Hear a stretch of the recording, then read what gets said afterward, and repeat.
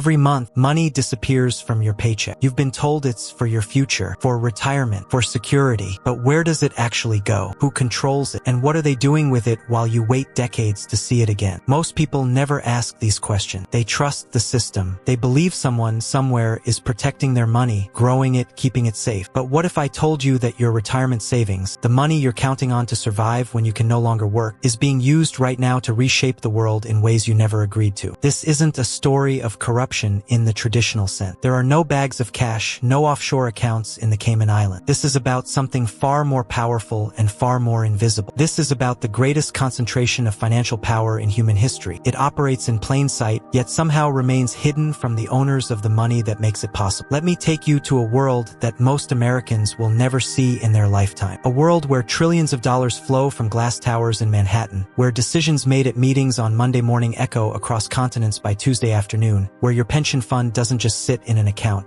It works. It votes. It influences. It shapes policy. It's here that decisions are made about which companies survive and which perish. This isn't a story about corruption in the traditional sense. There are no briefcases of cash, no offshore accounts in the Cayman Islands. This is about something far more powerful and far more invisible. This is about the largest concentration of financial power in human history, operating in plain sight, yet somehow remaining hidden from the very people whose money makes it possible. Let me take you inside a world that most Americans will never see. A world where trillions of dollars flow through glass towers in Manhattan, where decisions made in Monday morning meetings ripple across continents by Tuesday afternoon, where your retirement fund doesn't just sit in an account waiting for you. It works. It votes. It influences. It shapes policy. It decides which companies survive and which disappear. And the people controlling this system, you never elected them. You probably don't even know their name. The year is 2008. The financial system is collapsing. Lehman Brothers has fallen. Bear Stearns is gone. Merrill Lynch has been absorbed. Banks that seemed eternal are evaporating overnight. Millions of Americans are watching their 401k statements arrive in the mail, and the numbers are incomprehensible. Retirement accounts that took decades to build have lost 40%, 50%, sometimes more. In living rooms across the country, people are crying. They're calling their financial advisors, their accountants, anyone who might have answers. What happened to my money? They ask. Where did it go? But here's what most people didn't understand then,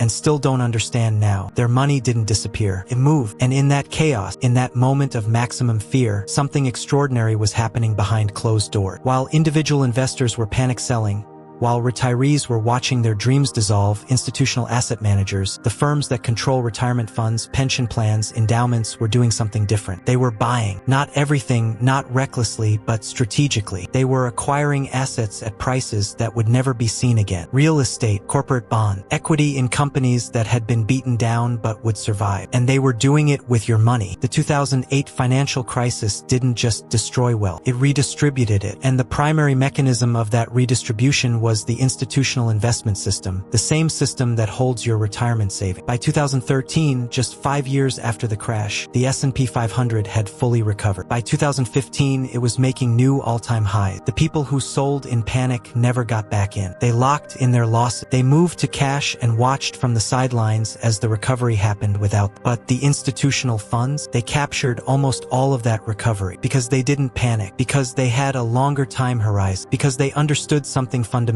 In a crisis, money doesn't vanish. It changes hands. And whose money were they using to capture that recovery? Yours. The same retirement savings that you thought had been lost in the crash had actually been repositioned, redeployed, used to acquire assets at historical discounts. Here's the question nobody asked. Did you give permission for that? Did anyone call you in March 2009 and say, "We're going to use your retirement savings to buy distressed assets right now, and you'll benefit enormously in 5 years, but for the next 18 months your statements are going to look terrible"? No, because that's not how the system worked. Let me introduce you to the real power structure of American retirement saving. There are 3 firms that dominate this space so completely that when you add up their assets under management, you're looking at a number larger than the GDP of every nation on Earth except the United States and China. BlackRock, Vanguard, State Street. Together, these 3 firms manage over $20 trillion. $20 trillion. That's more than the entire economic output of Europe. It's more than the combined GDP of Japan, Germany, the UK, France, and India. And a massive portion of that money is yours. Your 401k, your IRA, your pension, your retirement security. BlackRock alone manages approximately $11 trillion. To put that in perspective, if BlackRock were a country,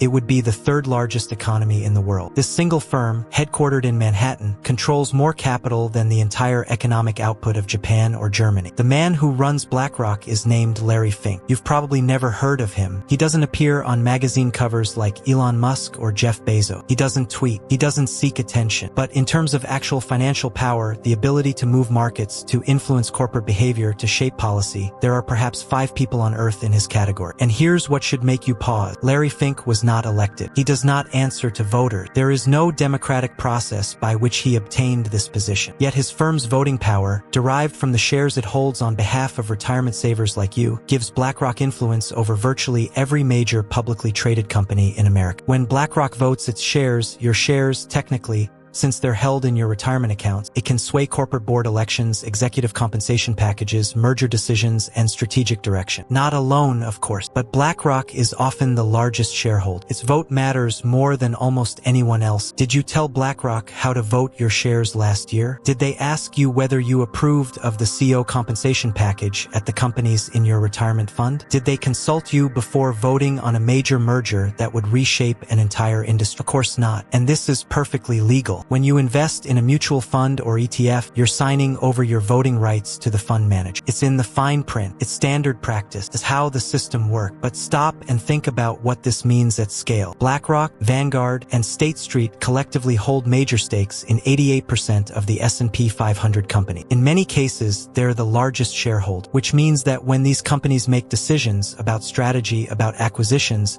about how to respond to regulation, about political lobbying, they're thinking about what BlackRock will say, what Vanguard will accept, what State Street will support. Your retirement savings have given these firms a seat at every major corporate table in America, and by extension, a voice in shaping the economy, the business landscape, even the political environment, since corporations are deeply involved in policy advocacy and lobbying. You gave them that power, not intentionally, not consciously, but definitively. Let's talk about fees, because this is where the invisible becomes visible. This is where you can see in concrete terms what this system costs you. When you invest in a retirement fund, you pay fees, management fees, expense ratios. Sometimes they're called different things, but the principle is the same. The firm managing your money takes a small percentage every year. For index funds, these fees are low, maybe 0.03% to 0.20% annually. For actively managed funds, they can be much higher, 1% to 2%, sometimes more. Let's say you're paying 1% annually. That might not sound like much. 1%, 1 penny out of every dollar. Surely that's reasonable compensation for professional management, right? Here's what actually happened. You start with $100,000 in your retirement account at age 30. You contribute regularly. The market grows at an average of 7% annually. By the time you're 65, if you paid only 0.1% in fees, your account would be worth approximately $1.2 million.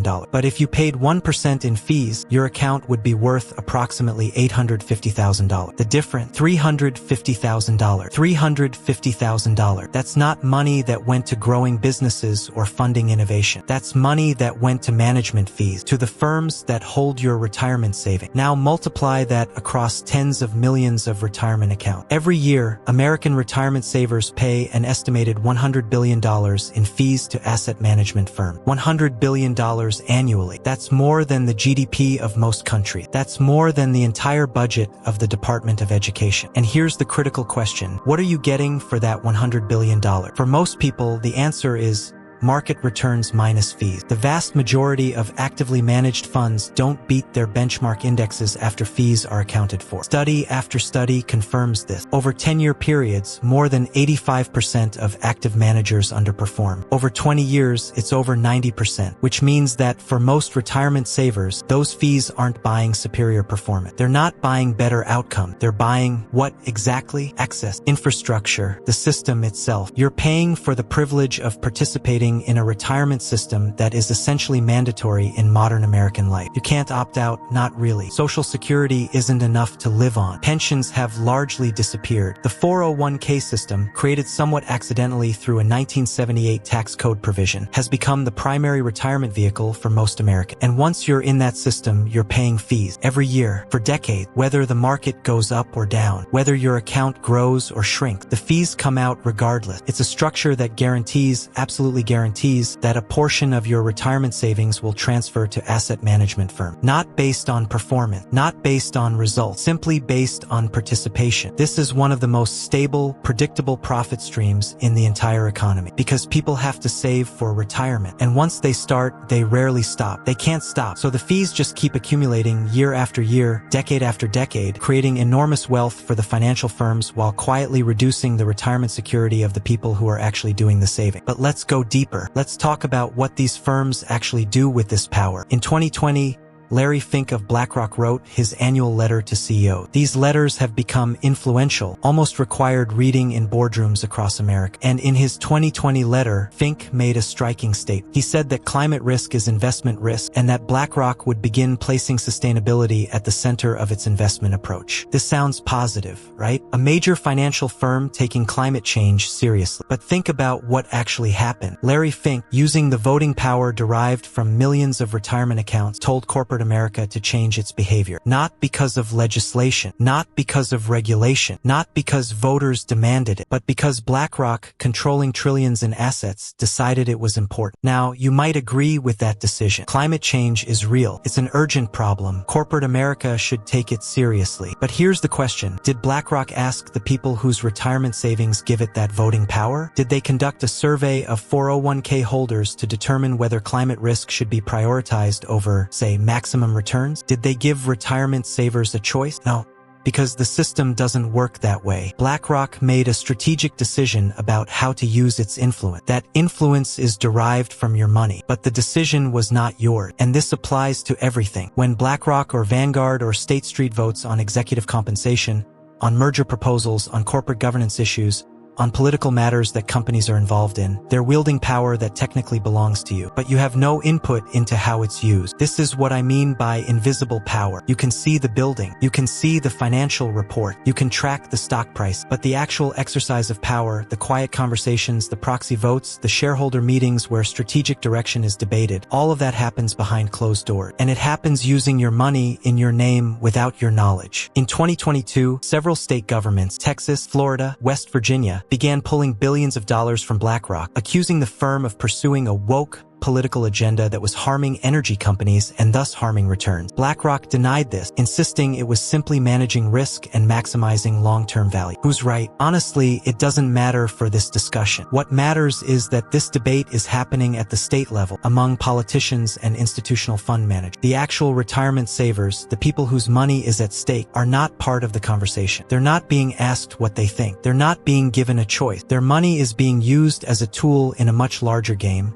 and their spectator. Let's talk about private market, because this is where the system is evolving and where the concentration of power is about to become even more extreme. For most of the 20th century, if you wanted to invest, you bought stocks and bonds. Public market, regulated exchanges, transparent pricing. Anyone could participate. But over the last 20 years, an enormous amount of wealth creation has moved into private market. Private equity, private credit, private real estate, private infrastructure. These are investments that are not available to ordinary people. They're restricted to accredited investors, people with a net worth above $1 million or annual income above $200,000. The idea is that these investments are riskier, more complex, and require sophisticated understanding. But here's what's actually happening. The best returns are increasingly in private markets. Pension funds allocate 20% to 30% of their portfolios to private assets, and those allocations consistently outperform public market investment, which means that institutional investors, using pooled money from retirement savers, have access to investment opportunities that generate superior return. But individual retirement savers investing in their 401ks do not. This creates a structural advantage for institutional investors. They get access to better deals. They get access to pre-IPO companies. They get access to infrastructure projects, private credit opportunities, real estate developments, all the things that generate the highest return. And you get whatever's left over in public market. Now, firms like BlackRock are starting to talk about democratizing access to private market. They're building products that would allow 401k investors to put money into private equity or infrastructure funds. This sounds good, right? Equal access. Everyone gets the same opportunity. But let's think critically about what's actually being proposed. First, these products will have higher fees. Private market investments are more expensive to manage, so you'll pay more. Second, they'll be less liquid. Private investments can't be sold instantly like stock. If you need your money, you might have to wait months or years. Third, and most importantly, the structure will remain the same. You'll be giving your money to large institutions who will make the actual investment decisions, control the voting rights, exercise the influence, and charge you fees for the privilege. You're not getting equal access to private markets. You're getting access to products that give institutional investors even more of your money to control. And the timing of this push is not coincidental. Public markets have become crowded. Valuations are high. Returns are harder to generate. But private markets are vast. Trillions of dollars in infrastructure, real estate, private credit, all of it needing capital. So the pitch is, let us take your retirement savings and put them into private market. You'll get better return. Maybe that's true. Maybe private markets do generate better returns over time. But at what cost? At what level of concentration of power? When BlackRock or KKR or Apollo controls not just your public equity investments, but also your private equity, your infrastructure investments, your real estate holdings, when they control the full spectrum of your retirement savings, what kind of influence does that give them over the economy? Total influence. And you won't have any more control over those investments than you do now. You'll just be handing over more money, more power, more control. Let me tell you about a meeting that happened in 2008 that most people don't know about. The financial system was collapsing. Lehman had fallen. IG was on the brink. The Treasury Department and the Federal Reserve were scrambling to prevent a total meltdown. And in the midst of this crisis, they needed help. They needed someone who understood the mortgage-backed securities market, who could analyze the toxic assets on bank balance sheets, who could help design a rescue plan. They called BlackRock. Specifically, they called on BlackRock's Aladdin system, a risk management platform that's one of the most sophisticated financial analysis tools in the world. BlackRock used Aladdin to help the government understand what was actually on the balance sheets of failing institutions, which assets were salvageable,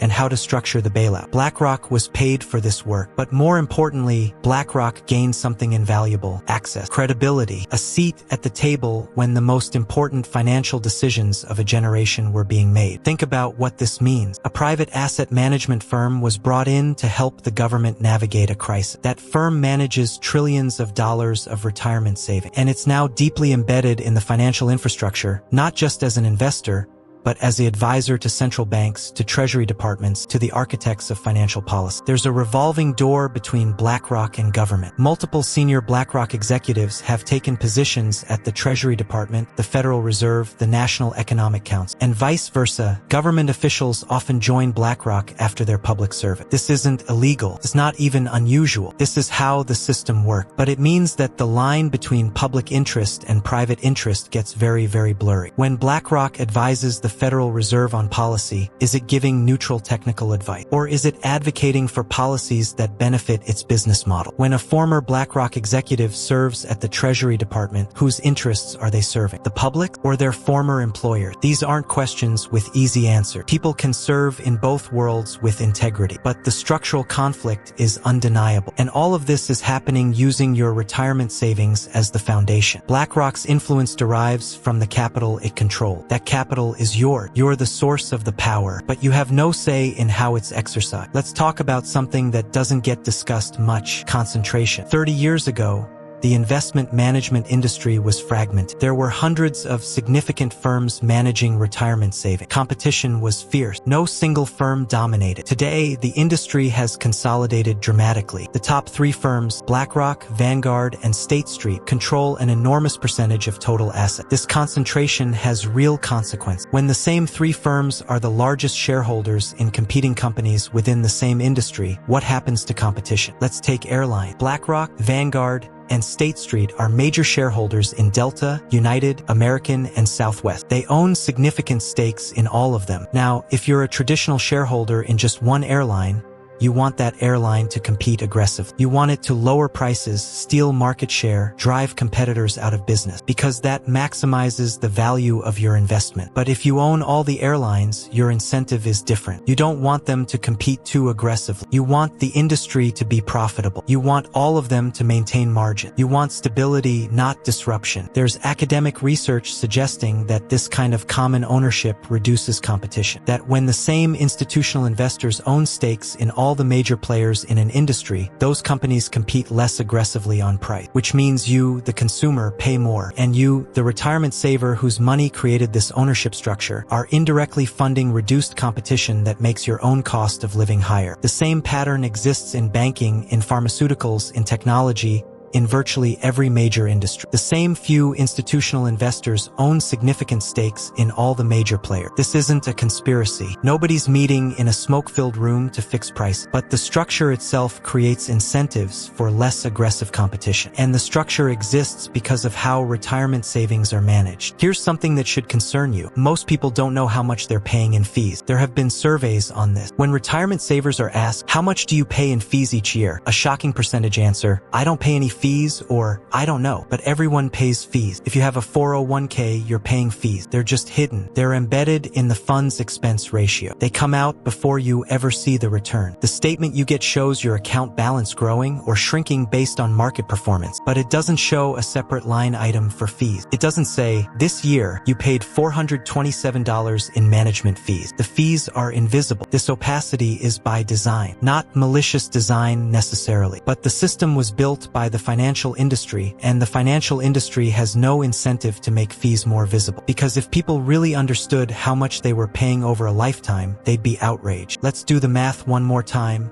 but with real number. The median 401k balance for someone in their 60s is around $200,000. That's the median, half have less. And $200,000 is not enough to retire on. At a 4% withdrawal rate, that's $8,000 a year. Combined with Social Security, maybe you can survive, but you're not comfortable. Now, if that same person had paid lower fees over their working life, say 0.1% instead of 1%, that $200,000 could have been $350,000 or more. The difference between a struggling retirement and a secure one is, in many cases, fees. But people don't see this. They don't understand it because the system doesn't make it clear. And the firms managing retirement assets, they're not incentivized to educate people about this. They're not going to run ads saying, hey, you know those fees you're paying us? Over your lifetime, they're going to reduce your retirement savings by 30%. So the system persists. People keep paying, and the wealth quietly transfers from retirement savers to asset managers. Let me take you back to a fundamental question. Why do we have this system? The 401k was never supposed to be the primary retirement vehicle for America. It was created almost by accident in 1978 as a tax provision for highly compensated executives. But over the next 2 decades, as companies looked for ways to reduce costs, they realized they could replace traditional pensions with 401k plans. Pensions were expensive. They required companies to guarantee a specific payout in retirement, and the company bore all the investment risk. If the pension fund underperformed, the company had to make up the difference. 401k plans flipped that risk. Now the employee bears the investment risk. The company just contributes a set amount, and whatever the account grows to, that's what you retire on. If the market crashes, that's your problem, not the company. This was good for companies. It reduced long-term liability. It made balance sheets look better. It increased flexibility. But it was a terrible deal for workers. Most people are not equipped to manage their own retirement investment. They don't have the time, the knowledge, or the emotional discipline. They make mistakes. They panic during crashes. They chase performance. They pay high fees without realizing it. And the result is that we now have a retirement crisis in America. Nearly half of working-age families have no retirement savings at all. None. Zero. Among those who do have savings, the amounts are inadequate. The median 401k balance for people in their 60s, as I mentioned, is around $200,000. That's not enough. Meanwhile, the companies that used to provide pensions are thriving. The asset management firms collecting fees are thriving. The only ones struggling are the people who are actually trying to retire. This system was created through policy choices. Congress created the 401k tax provision. Regulations allowed companies to shift away from pension, and those decisions were made with input from the financial industry, which had a clear interest in expanding the 401k system because it created an enormous pool of assets to manage. Nobody asked workers whether they wanted this system. It was built around them, and they were told it was for their benefit. Personal responsibility, individual ownership, control over your own retirement. But the reality is that most people have very little control. They're stuck with whatever investment options their employer's 401k plan offers. They're paying whatever fees those options charge, and they're hoping that over 30 or 40 years, everything works out. Meanwhile, the institutional investors managing those assets have total control. They decide how to vote. They decide which private market opportunities to pursue. They decide how to use their influence over corporate America. You're told you own your retirement account, but do you really? You can't access the money for decades without penalty. You don't control how it's invested, not really. You don't have any say in how the voting rights attached to your shares are used. What you own is a promise that if you contribute regularly, And if the market performs reasonably well, and if you don't get hit by unexpected expenses or health crises or job losses, then maybe possibly you'll have enough to retire on. That's not ownership, that's hope. Let's talk about what happens when the system fails. In 2008, millions of people saw their retirement accounts devastated. Many of them never recovered. They were too close to retirement age. They didn't have time to wait for the market to come back. Some of them had to keep working into their 70s. Some had to dramatically reduce their standard of living. Some had to move in with their children. And where was the accountability? Who was held responsible for the fact that retirement savings were so heavily invested in the same risky mortgage-backed securities that caused the crisis? The firms that sold those securities faced fines. Some executives lost their job, but the system itself continued unchanged because the people who run the system, the asset managers, the institutional investors, the financial firms, didn't suffer the way individual retirement savers suffered. BlackRock's assets under management actually grew after 2008. The firm emerged from the crisis stronger than before. The same is true for most major financial institutions. They recovered quickly. Their executives were back to earning multi-million-dollar bonuses within a few years. But the retirement savers, for many of them, the damage was permanent. This is the fundamental asymmetry built into the system. When things go well, everyone benefits. When things go badly, the people at the top are insulated. They have diversified wealth. They have access to opportunities that ordinary people don't. They can absorb loss, but the retirement saver has everything in one basket. Their 401k is their security. And when that basket falls, they have nowhere else to turn. So what do? I'm not here to tell you to pull all your money out of the system. That's not realistic for most people. The 401k is still,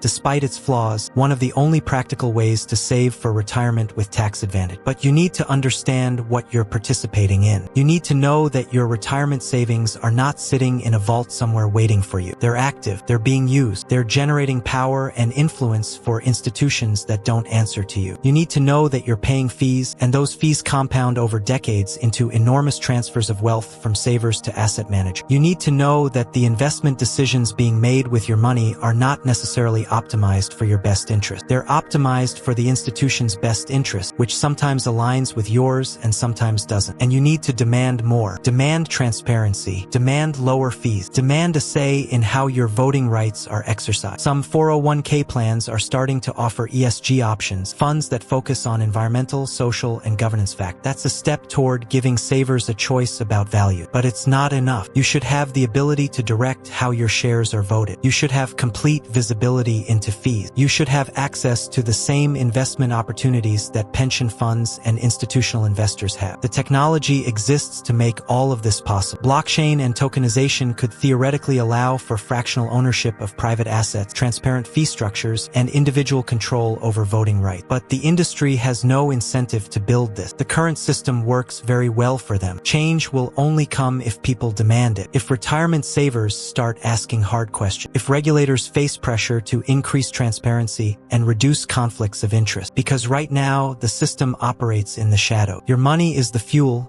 but you're not in the driver's seat. You're not even sure where the car is going, and that should bother you. Let me tell you one final story. In 2021, during the height of the pandemic, there was a hearing in Congress about the GameStop short squeeze. You probably remember it. Retail investors on Reddit banded together to drive up the price of GameStop stock, causing massive losses for hedge funds that had shorted it. It was a fascinating moment. For once, retail investors had figured out how to use the system to their advantage. They'd coordinated, they'd acted collectively, and they'd beaten Wall Street at its own game. And Wall Street was furious. Hedge fund managers went on television to complain about market manipulation. They demanded regulatory action. The irony was stunning. These were the same people who'd been manipulating markets for decades through high-frequency trading, through dark pools, through insider information networks. But the moment retail investors organized and fought back, suddenly it was a crisis. Suddenly the system was being threatened. During the congressional hearing, Representative Alexandria Ocasio-Cortez asked a question that cut to the heart of the matter. She asked whether the outrage was really about protecting markets or about protecting the institutional players who'd been profiting from information asymmetry and structural advantage. Nobody gave her a straight answer, but here's what that moment revealed. The system is designed to benefit institutions. When retail investors, ordinary people, try to play the same game with the same tactics, it's treated as a threat. Your retirement savings are part of that institutional system. BlackRock, Vanguard, State Street, They're on the inside. They have access. They have information. They have influence. You don't. You're told you're an investor. You're told you're building wealth. You're told you have ownership, but you're really just providing capital for someone else to control. Every month, money disappears from your paycheck, and now you know where it goes. It goes into a system that concentrates power in the hands of a few massive institutions. A system that charges you fees while giving you no control. A system that uses your savings to shape corporate behavior, to influence markets, to determine which companies succeed and which fail, all without asking your permission. This isn't about vilifying asset managers. Many of them are competent, well-intentioned professionals trying to generate returns for their client. This is about power, about visibility, about accountability. This is about recognizing that your retirement savings are not just your future security. They're also, right now, in the present, a tool of immense power. And that tool is being wielded by people you didn't choose, pursuing strategies you didn't approve, with consequences you'll never fully see. The question is, are you okay with that? Because if you're not, if you think the people whose money fuels the system should have some say in how that system operates, then you need to start asking questions. Who controls your retirement fund? What are they doing with it? What fees are you paying? How are your shares being voted? What investments are being made in your name? These questions make people uncomfortable. They're not supposed to be asked. The system runs more smoothly when everyone just trusts, but trust is earned. And right now, the retirement system in America has not earned the trust it's been given.